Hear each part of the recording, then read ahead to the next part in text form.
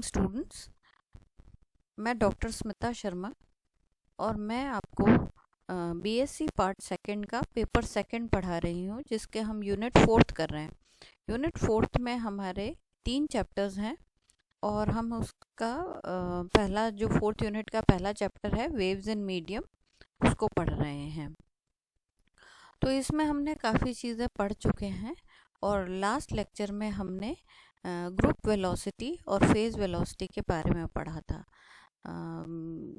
समूह वेग और कला वेग के बारे में पढ़ा था और हमने ये कहा था कि जब कोई तरंग अकेली चलती है किसी आवृत्ति से और ओमेगा और के अगर उसका निश्चित है, तो वह जिस वेलोसिटी से चलती है उससे वो क्या होता है, पार्टिकल्स जो है वो अलग अलग फेज में वाइब्रेट करते हैं और जो वेलोसिटी है वो फेज वेलोसिटी कहलाती है, कला वेग कहलाती है। और अगर बहुत सारी तरंगे एक ही बिंदु पर आकर मिलती हैं तो उस कण जो उस बिंदु पे जो कण है उसके ऊपर जो तरंगों का प्रभाव है वो एक हमारे को मिला जुला प्रभाव दिखाई देता है, जो अनेकों तरंगों के अध्यारोपण से उत्पन्न होता है। और उसका जो प्रभाव है उस कारण से वो जैसे वो मूव करता है, जो तरंग मूव करती है उसको हम कहते हैं ग्रुप वेलोसिटी या समूह वेग।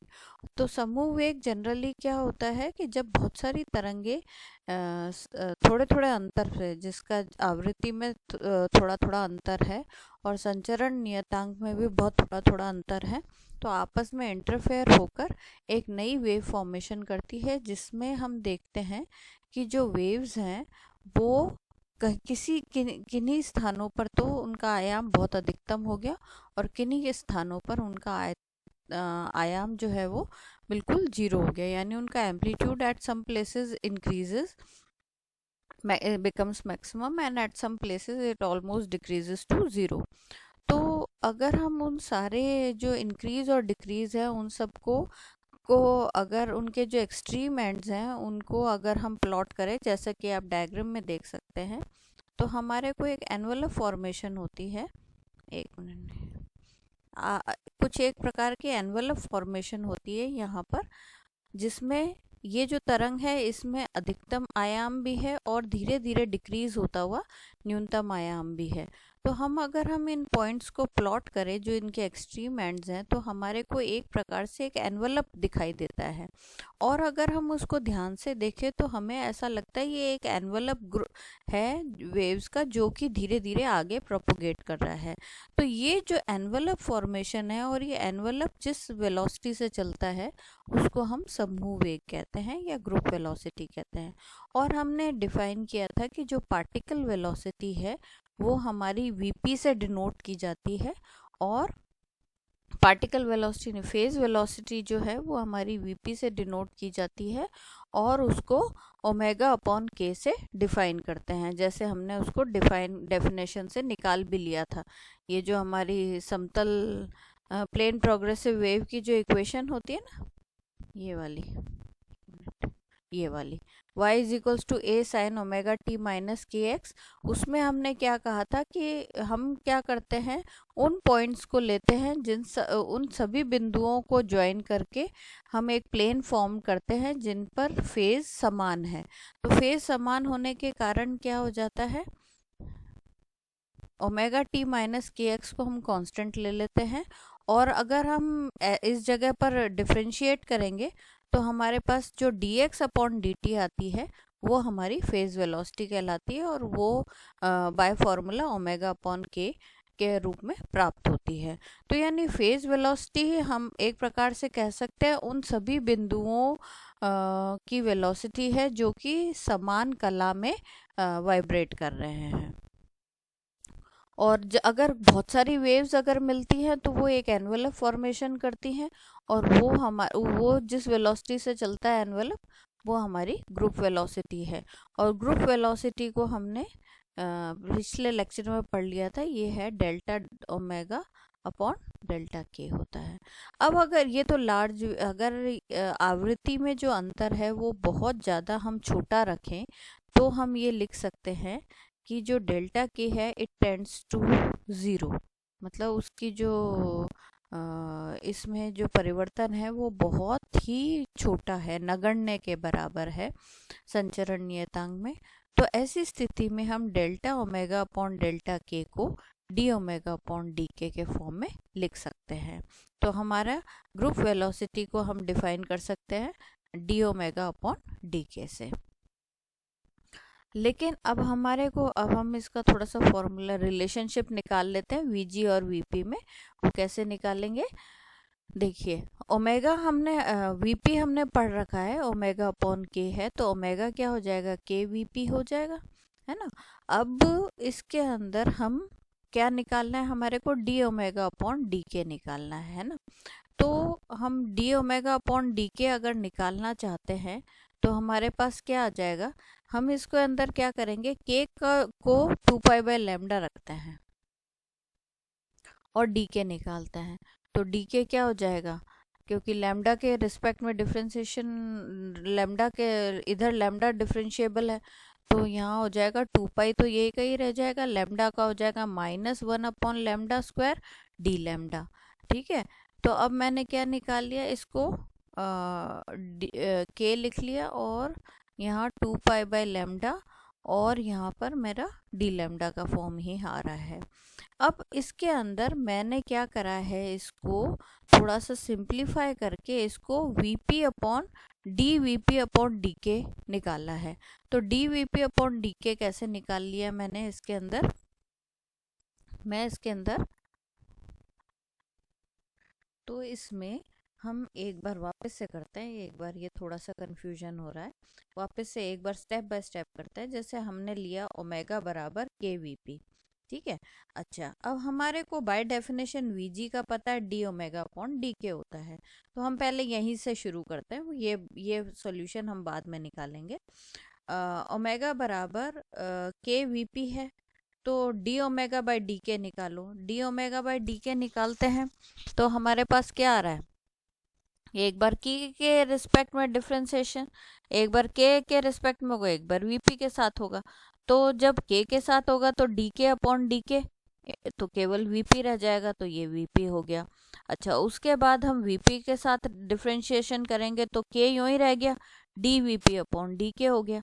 ठीक है, तो अब ये चीज आ गई। अब हमारे पास जो वीजी और वीपी में रिलेशन है वो ये आ गई, वीजी बराबर वीपी प्लस के डी वीपी अपॉन डी के। अब ये डीवीपी अपॉन डी के जो है, ये के डीवीपी अपॉन डी के, ये अब हम निकालते हैं। तो इसके लिए हम के को 2 पाई बाय लैम्डा मानते हैं। तो 2 पाई मानते क्या, 2 पाई बाय लैम्डा होता है, तो 2 पाई बाय लैम्डा ले लिया। अब डिफ्रेंशिएटिंग बोथ साइड्स, तो डी के बराबर -1 अपॉन लैम्डा स्क्वायर 2 पाई डी लैम्डा हो गया, है ना। अब हमें क्या निकालना है, हमें तो निकालना है के डीवीपी अपॉन डी के। तो के डीवीपी अपॉन डी के निकालने के लिए के तो 2 पाई बाय लैम्डा रख दिया मैंने, डीवीपी को यही रहने दिया और डी के का ये वाला मान रख दिया, ये वाला डिनोमिनेटर में। तो डिनोमिनेटर में रखा तो देखो एक तो लैम्डा कट गया, है ना, और एक मेरा 2 पाई कट गया, और मेरे पास अल्टीमेटली क्या आ गया, माइनस आ गया, लैम्डा आ गया, डीवीपी आ गया और डी के आ गया। वो मान मैंने यहाँ पर रख दिया। आप इसको खुद भी सॉल्व करके देख सकते हैं, ये माना जाएगा। तो हमारे पास वीजी और वीपी के बीच में एक रिलेशनशिप आ गई, वीजी बराबर VP minus lambda D VP upon D lambda. अब ये जो रिलेशनशिप आई है, इसके आधार पर हम डिस्पर्शन को डिफाइन कर सकते हैं। अब डिस्पर्शन वास्तव में होता क्या है, डिस्पर्शन एक्चुअल में वेवलेंथ के चेंज के साथ, यानी तरंग दैर्ध्य के साथ तरंग वेग में अगर कोई परिवर्तन होता है तो हम उसको डिस्पर्शन कहते हैं। डिस्पर्शन हमने सबसे पहले किस में पढ़ा है, प्रिज्म में। जब हम डिस्पर्शन से हम पहले फैमिलियर होते हैं प्रिज्म के अंदर, जहां हम पढ़ते हैं कि एक वाइट लाइट जब प्रिज्म के अंदर से गुजर के निकलती है तो वो 7 रंगों में विभक्त हो जाती है। क्यों? क्योंकि प्रत्येक तरंग जो कलर है उसकी जो तरंग दैर्ध्य है वो अलग अलग होने के कारण वो कांच के अंदर अलग अलग वेलोसिटी से चलती है, तो अलग अलग समय पर प्रिज्म में से बाहर निकलती है और 7 रंग आपको अलग अलग दिखाई देते हैं। तो ये डिस्पर्शन या इसकी परिक्षेपण की घटना है। तो हम इसको भी इसके अंदर भी वीजी और वीपी के आधार पर डिस्पर्शन की घटना जो है उसके 3 4 केसेस हैं, उनको हम डिस्कस कर सकते हैं।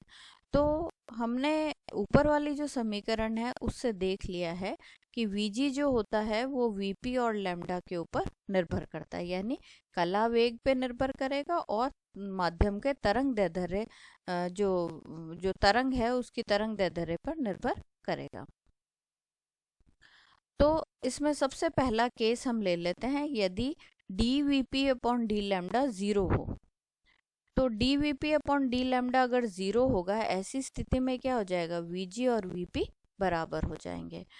तो यदि D V P upon D lambda 0 हो, तो यदि तरंग वेग में तरंग दैर्ध्य के साथ कोई परिवर्तन ना हो, है ना, यही मतलब हो गया, यानी उसकी जो कला वेग है उसमें तरंग दैर्ध्य के साथ कोई परिवर्तन हमें दिखाई नहीं दे रहा, उस स्थिति में वीजी और वीपी बराबर होते हैं और ऐसी स्थिति में हमें कोई भी विक्षेपण दिखाई नहीं देगा। इसको हम कहते हैं यह अविक्षेपण की दशा है। No dispersion is observed in such a case. ठीक है, ये पहला केस है। और इसके एग्जाम्पल क्या हो सकते हैं? इसके एग्जाम्पल ये, किसी भी माध्यम में चलने वाली ध्वनि तरंगों में विक्षेपण नहीं होता। अगर ऐसा होता तो हमारे को अलग अलग वो सारी बिखर बिखर के अलग अलग तरंग दैर्ध्य के साथ उसका वेग बदलता रहता, तो हमारे को सारी जो ध्वनि है वो टूटी टूटी अलग अलग फॉर्म में दिखाई देती। अच्छा, दूसरा एग्जाम्पल है, निर्वात में चलने वाली तरंगें भी वीजी और वीपी बराबर होते हैं। अब इसमें दो केस और बन सकते हैं हमारे, या तो ये D V P upon D lambda जो है वो ग्रेटर देन 0 हो, या एक तो 0 हो गया, है ना, दूसरा केस हो सकता है ग्रेटर देन 0 और तीसरा केस हो सकता है लेस देन 0। तीनों केसेस हम डिस्कस कर लेते हैं। तो जनरली क्या होता है, जनरली हमारा जो नॉर्मली ऑब्जर्व्ड जितने भी हमारे माध्यम है उनमें D V P upon D lambda का मान धनात्मक होता है। धनात्मक होगा तो क्या हो जाएगा, अगर ये धनात्मक है राशि तो क्या होगा, ये राशि हमेशा नेगेटिव ही रहेगी। नेगेटिव रहेगी इसका मतलब क्या होगा, वीजी का मान वीपी से सदैव कम रहेगा, यानी group velocity is always less than phase velocity. तो ऐसी स्थिति में वीजी वीपी से कम है और ये जो स्थिति है ये हमारा नॉर्मल डिस्पर्शन कहलाता है, सामान्य विक्षेपण कहलाता है, जो ज़्यादातर हमारे जितने भी अपवर्तनांक माध्यम हैं उनमें दिखाई देता है, जबकि विद्युत चुम्बकीय तरंगे उसके अंदर से निकलती हैं। ठीक है, विक्षेपण माध्यम के लिए, अच्छा एक और है, डिस्पर्सिव मीडियम के लिए ओमेगा अपॉन के का मान अगर नियत नहीं होता, एक केस ये भी हो सकता है, ये हमने मान रखा है कि इस पूरे माध्यम में ओमेगा और के का मान बदल रहा नहीं है, लेकिन कुछ माध्यम ऐसे हो सकते हैं जिसमें ओमेगा और के का मान नियत नहीं रहेगा, तो ऐसी स्थिति में क्या हो जाएगा, वीजी और वीपी के मान भी अलग अलग हो जाएंगे, है ना। ऐसा ही एक एग्जाम्पल है हमारा, एक्सरेज जब चलती हैं कार्बन के अंदर, तो ऐसी स्थिति में जो उसका रिफ्रैक्टिव इंडेक्स है या अपवर्तनांक है उस माध्यम का, वो हमारा कार्बन का, वो हमारा इस रिलेशन से दिया जाता है, म्यू बराबर 1 माइनस ए अपॉन ओमेगा स्क्वायर। तो इस स्थिति में, अच्छा म्यू हमारे को रिलेशन पता ही है, तो हम उसके आधार पर जो, अच्छा ये तो म्यू है और के का जो मान है वो हमारा इससे दिया जाता है, ओमेगा अपॉन सी माइनस ए अपॉन ओमेगा सी से दिया जाता है। तो हम इसमें डी के बाई डी ओमेगा अगर हम निकालें तो हमारे पास डी के बाई डी ओमेगा जो है वो आ जाएगा 1 अपॉन सी प्लस ए अपॉन ओमेगा स्क्वायर सी के बराबर आ जाता है। तो अब हम ग्रुप वेलोसिटी हमारी क्या होती है, डी ओमेगा अपॉन डी के, तो इसका रेसिप्रोकल कर लेते हैं, तो सी अपॉन 1 प्लस ए अपॉन ओमेगा स्क्वायर आ जाती है। तो ऐसी स्थिति में अगर हम देखें तो हमारे पास, अच्छा ये तो हमने निकाली वीजी, और अगर हम वीपी निकालना चाहते हैं तो वीपी हमारी ओमेगा अपॉन के होती है। तो ओमेगा अपॉन के से जो है उसको अगर हम सी के रिलेशन में लिखें तो कैसे लिख सकते हैं, के बराबर होगा 2 pi nu upon new lambda. भाई 2 पाई बाय लैम्डा होता है, न्यू से ऊपर नीचे मैंने गुणा कर लिया। तो गुणा करने के बाद 2 पाई न्यू को मैंने ओमेगा लिख दिया और न्यू लैम्डा को वी लिख दिया। अगर उससे एक्स रेज है तो लाइट की वेलोसिटी से चल रही है तो हम उसको सी लिख सकते हैं। तो ये के बराबर ओमेगा अपॉन सी की रिलेशन आ गई। तो इससे ओमेगा अपॉन के किसके बराबर हो गया, सी के बराबर हो गया, या सी। तो इन्होंने ये कहा है कि वीजी का रिलेशन ये आ गया। ऐसी स्थिति में क्या होता है, वीजी जो है वो सी से कम होगा, वीजी का मान जो है वो सी से कम होगा।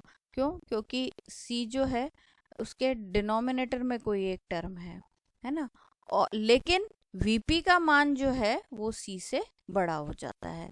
तो ओमेगा अपॉन के का मान अगर कांस्टेंट नहीं रहता तो ग्रुप वेलोसिटी का मान हमेशा सी से कम होता है। तीसरा केस हमारा जो होता है वो हमारा है D V P upon D lambda अगर नेगेटिव हो। नेगेटिव होगा तो उसमें आपको रिलेशनशिप दिखाई दे रही है, उसमें क्या हो जाएगा, we ji will be greater than V P, क्योंकि ये वाली जो टर्म है ये पॉजिटिव हो जाती है हमारी। तो हमारे we ji is greater than V P.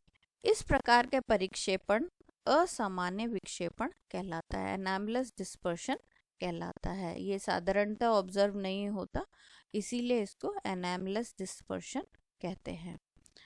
तो ये 3 प्रकार के डिस्पर्शन हम ग्रुप वेलोसिटी और फेज वेलोसिटी के आधार पर कह सकते हैं।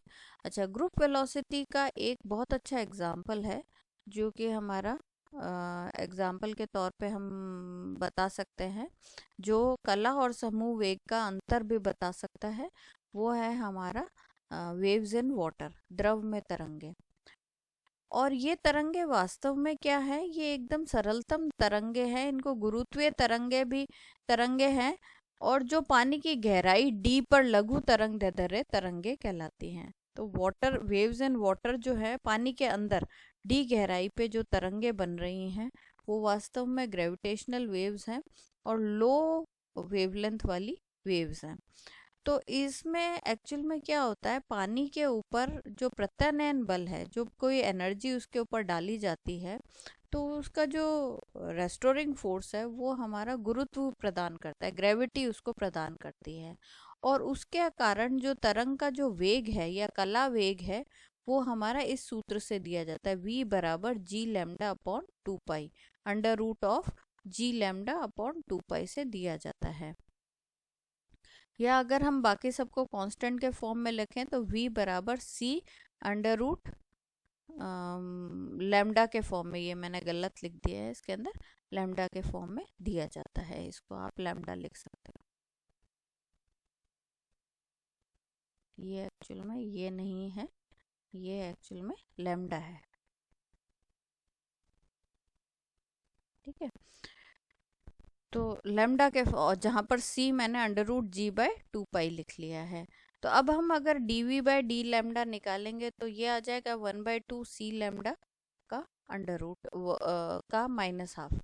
तो वी जी जो होता है वो हमारा होता है v minus lambda d v by d lambda. यहाँ पर v जो है वो सिंपली फेज वेलोसिटी को ही रिप्रेजेंट कर रहा है, तो मैं उसका मान रख देती हूँ।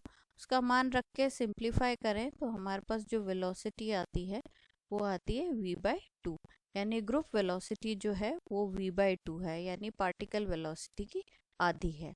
तो समूह वेग कला वेग का आधा है।